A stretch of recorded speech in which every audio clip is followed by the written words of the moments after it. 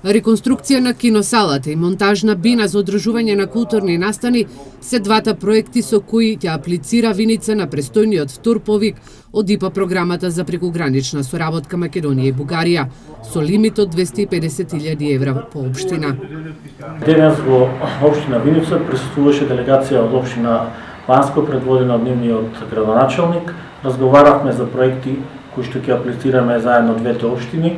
Еден од таквите проекти е реконструкција на нашата киносала во општина Виница, друг проект е реализација на монтажна бина која што ќе користиме за фестивали и деловите на културни настани кои што ги приредува нашата општина. Градоначалникот на Банско Ѓорѓи Икономов средбата во Виница ја искористи за проширување на соработката во областа на гасификацијата.